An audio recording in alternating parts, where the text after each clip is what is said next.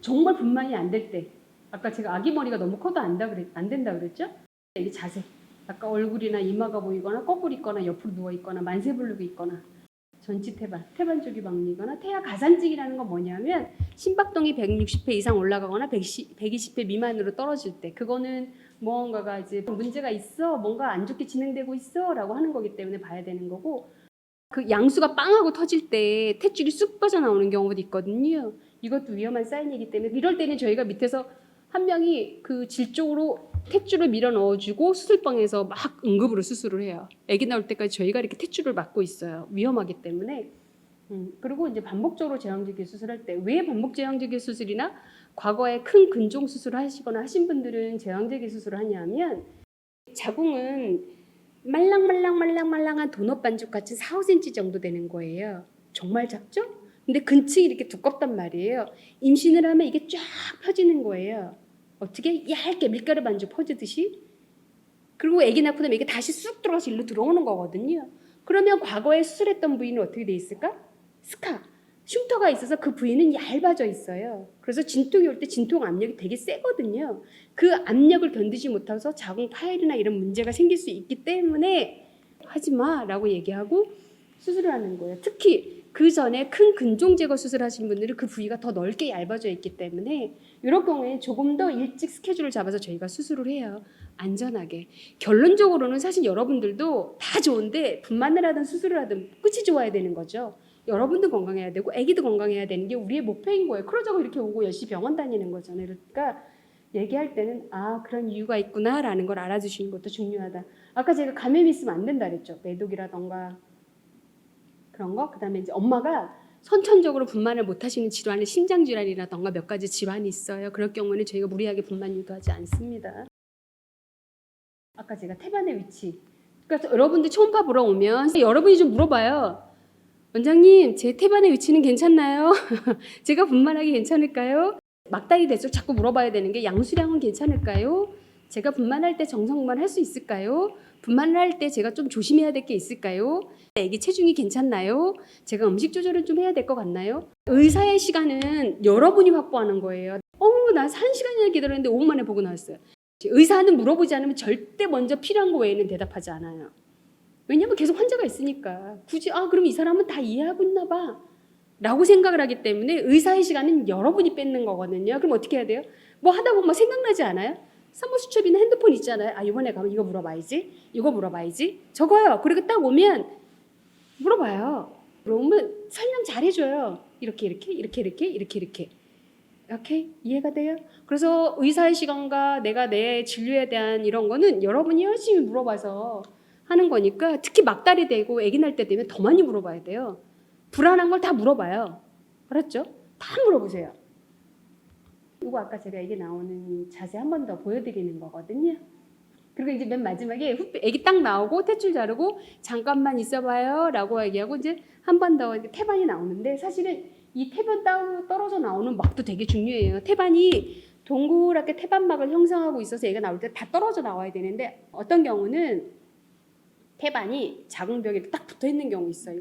마치 껌을 씹다가 이렇게 이제 벽에다 붙여놨다가 옛날에 껌 없을 때 뜯었는데 싹 뜯어지면 좋은데 벽지가 같이 훅 뜯어져. 그러면 태반도 뜯을 때 이게 훅 뜯어지면 이 안에서 피가 어마무시하게 나오고, 또는 태반이 다 잘 안 떨어져 나오는 경우도 있어요. 그런 게 뭐 예를 들자면 유산 경험이 많다던가 자궁 내막에 뭐 어떤 상처가 있다거나 하는 여러 가지 이유를 알 수 없는 원인들에 의해서 그러거든요. 그래서 저희가 태반을 나오고 나면 태반벽이 잘 떨어졌는지까지 확인해요. 그래서 이게 남아있거나 문제가 될 경우는 산후출혈도 많고, 그 다음 단계 올 때마다 이제 계속 문제가 될 수 있어서 계속 지켜보는 분도 계시거든요. 그래서 이런 것도까지 다 우리가 본다라는 거 알아두시면 될 것 같아요. 자, 그래서 분만은 여러분이 생각하는 것처럼 그렇게 복잡하고 어렵지 않고, 사실 옛날에 집에서도 애기 다 낳잖아요. 단지 합병증이 생길 수 있는 위험성에 대한 걸 우리가 어떻게 잘 대비를 해서 엄마랑 아기가 잘 건강하게 잘 분만할 수 있냐라는 걸 하는 거고, 우리가 분만을 델리바리라는 표현을 써요. 우리가 분만실을 델리바리 룸이라고 얘기하거든요. 델리바리. 의사의 하는 역할은 나오면 잘 분만을 받아서 이렇게 이동해주는 역할을 저희가 한다 이렇게 생각을 하시면 되는 거거든요.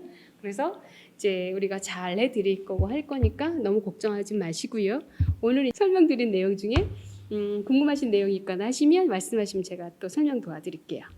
어떤 게 있을까요? 몇 주 되셨어요? 뭐죠? 33주. 코로나 이후로 못하고 중간중간 제가 이제 줌으로 해서 하기는 했는데 여러분 얼굴 뵈서 너무 반가웠고요. 감히 제가 말씀을 드리건데 아기는 제가 살면서 우리 아이를 키우면서 느끼는 건 가장 잘한 일 중에 하나인 것 같아요. 가장 행복한 선물이에요. 그러면 이제부터 임신 10달 중에 준비해야 될 것 중에 하나는 또 뭐가 있을까요? 남편하고 같이 준비해야 되는 거예요. 내가 이 아이가 태어났을 때 얼마큼 이 아이가 잘 자랄 수 있게 우리가 도와줄 건가라는 준비를 사실은 하셔야 돼요. 책을 보고 공부하셔야 돼요. 그 오은영 보잖아요. 나는 안 그럴 것 같죠? 똑같아요, 내 애도. 말처럼 안 돼요. 그러려면 내가 준비가 되어 있으면 그런 상황에 대한 준비가 잘 되는 것 같아요. 그래서 아이는 세상에서 가장 큰 축복이자 행복이고 아이를 낳고 키워봐야 내가 어른이 될 수 있다 그랬거든요. 그래서 여러분들이 지금 이제 이런 관리나 이런 거 병원에 오면 해주고 교육시켜주니까 너무 걱정하지 마시고 여러분이 이제 아이를 잘 교육시키고 키울 수 있는 잘 자라게 할 수 있는 환경을 만들어주기 위한 공부를 하셔야 돼요. 그래서 아이 교육과 관련된 책들도 되게 많으니까 사서 꼭 보시고 제가 권하는 책은 루소의 에밀이라는 책이 있어요. 그거 되게 어려울 것 같죠? 철학책이거든요. 되게 어려울 것 같죠? 근데 모든 유아 교육 서적의 근간이 그거예요. 그래서 다 볼 건 없고 혹시 기회가 된다면 그 책 한 권을 꼭 사셔서 첫 돌까지만 보세요. 12개월까지만. 거기에 보면 애기 폰은 어떻게 써야 되는지. 저는 그 생각을 했어요. 저도 제가 신생아실에서 일을 했고 했는데 왜 애를 저렇게 바짝 이렇게 거기서 싸놓지? 꼭 애들은 그렇게 있어야 될까? 저희 아직 가졌을 때는 제가 신생아실 있다가 이제 외래로 잠깐 나왔을 때였거든요. 그래서 제가 늘 물어봤어요. 왜 이렇게 해? 라고 물어봤어요. 그랬더니 그게 보기 좋고 깔끔하고 깨끗한 거예요. 애기가 막 이렇게 너플너플 있으면 정신없잖아요. 단순히 그 이유로 모든 사람들이 집에서 엄마 보는 애기도 차렷해요. 그죠? 딱. 그게 아기는 답답하지 않을까? 안 해봤죠? 생각해봐. 뱃속에서 10달을 이러고 있었어. 그 좁은 데서. 나왔어. 태우자마자 이렇게 했어. 답답할 것 같죠? 거기에 보면 나와요. 어떻게 하라고. 저는 감싸지 않았어요. 그냥 이 아이 편한 대로 뒀어요. 단지 이건 있어요. 아이들이 자율신경계가 발달되지 않아서 우리가 왜 애기 경기 일으키잖아. 놀래잖아. 이렇게 얘기하거든요. 이렇게 푸드득 놀래요. 신경이 발달되지 않아서 미숙해서 그런 거거든요. 그럴 땐 어떻게 해야 될까? 내가 손을 이렇게 가만히 올려주면 돼요. 내가 옆에 누워있거나 앉고 있거나 할 때가 아기 신생할 때 많거든요. 그럴 때는 내가 손을 이렇게 가만히들 안고 눌러주고 있으면 돼요. 그럼 괜찮아요. 그래서 나는 우리 아이 같은 경우 손 이렇게 만세도 부르고 내 맘대로 뒀어요. 뱃속에서 얼마나 답답했을까. 그래서 저는 이렇게 덮어만 줬어요. 그런 것도 고민을 할 수 있잖아요. 그렇죠? 네. 그래서 아이의 옷차림이랑 행동, 분유를 먹여야 되는 뭐 이런 것들이 우리가 너무 엄격하게 만들어놓은 룰에 의해서 우리가 사실 이거는 굉장히 엄마들 성인 편리주의 사고거든요. 그런 부분에 의해서 하지 않았을까. 지금 컸어도 그런 부분들은 내가 그때 조금 더 봐줬으면 조금 더 미리 보여줬으면 하는 부분들이 컸어도 저희 딸 대학생인데 그런 생각들을 가끔 많이 해요. 새로운 거 볼 때마다. 그런 것도 되게 중요한 것 같고 프로이드나 에릭이나 이 사람들이 쓴 심리학이 있어요. 볼 수 있으면 아이들 성장기별로 꼭 알아야 되는 것들이 있거든요. 그러면 아이랑 싸우지 않거든요. 얘네가 정말 이것 때문에 그 이해가 되면 아이가 하는 행동이 모두 이해가 되거든요. 그러면 아이에 대해서 내가 조금 더 너그러워지고 나도 화내지 않아요. 그래서 여러분 이제부터 아기를 낳아서 첫 돌까지 내가 어떻게 잘 키울 수 있나 하는 부분들도 저는 고민을 했으면 좋겠어요. 그죠? 좋은 부모 되기 되게 어려워. 그치만 쉬워요. 그 아이들 입장에 생각하면 돼요. 그래서 아이한테 엄마 이렇게 키워주셔서 감사해요 라는 말을 듣는 게 저는 굉장히 이지한 건 줄 알았는데 나중에 보니까 굉장히 어려운 말이더라고요. 옆에 사람들 얘기 들어보니까. 저는 늘 땡큐 소리 들어요. 자랑해요. 그래서 여러분도 그럴 수 있고, 또 한 가지 남편하고 늘 하셔야 되는 얘기가 있어요. 지금부터 머릿속에 세뇌를 시키셔야 돼요. 여러분이 좋은 글이나 뭘 읽잖아요. 그럼 반드시 남편하고도 공유를 하셔야 돼요. 내가 말이지 이런 거 읽었는데 너 알아도 이렇게 말로 얘기하지 마시고, 예를 들자면 간단하게 핸드폰 문자 많이 하잖아. 내가 오늘 봤는데 이런 생각은 같이 공유하는 게 좋을 것 같아. 또는 화장실 벽, 집에 어디에. 똑같이 부부가 생각이 공유가 되고 바라보는 시선이 아이한테 되는 게 일관성이 되면 아이 절대로 길바닥에 눕지 않아요. 아이들은 끝까지 커서도 엄마 아빠 시험해요. 이렇게도 쑤셔보고 저렇게도 쑤셔보고 누가 내 말을 들어주고 예스라나 하거든요. 그래서 그거를 똑같이 늘 얘기를 하셔야 돼요. 그래서 당신은 내가 예스할 때 당신도 예스해야 되고, 당신이 노하면 나도 노할 거야. 그래서 늘 우리는 정보를 공유해야 해 하는 것도 임신 중에 가야 될, 지금부터 미리 준비해야 되는 거지. 아이가 딱 태어나고 나면 되게 당황스러워요. 정말 당황스러운 경우 많거든요. 저는 저희 남편이 그렇게 인내심이 짧은 사람인지 몰랐어요. 정말 인내심이 좋은 사람인 줄 알았는데 저희 딸이 2달 됐을 때 영화산통이 왔거든요. 근데 무지막지하게 오래요. 몇 시에? 저녁 7시만 되면. 7시만 되면 1시간 동안 오는 거예요. 근데 저는 그게 올 거라는 걸 알고 있었어요. 왜냐하면 제가 전체 수유를 하지 못했고 젖병 수유를 했고 저희 아주머니한테 아이를 맡겼기 때문에 그런 아이들이 올 수 있거든요. 그래서 저는 7시가 되면 이 아이를 업고 나왔어요. 밖에. 아파트를 걷고 한 1시간 정도. 저희 남편이 막 저한테 화를 냈어요. 아이가 아파서 그런 건데 무슨 문제가 있을 수도 있고. 아니라고. 기다리라고. 근데 정말 딱 한 대 울었어요. 그럴 때 서로 방방거리면 싸워요. 그런 부분도 이해가 되면 돼요. 근데 그 당시가 겪으면 처음엔 나도 당황했어요. 근데 다행히 저는 제가 알고 있는 지식에 대해서 상당히 감사했어요.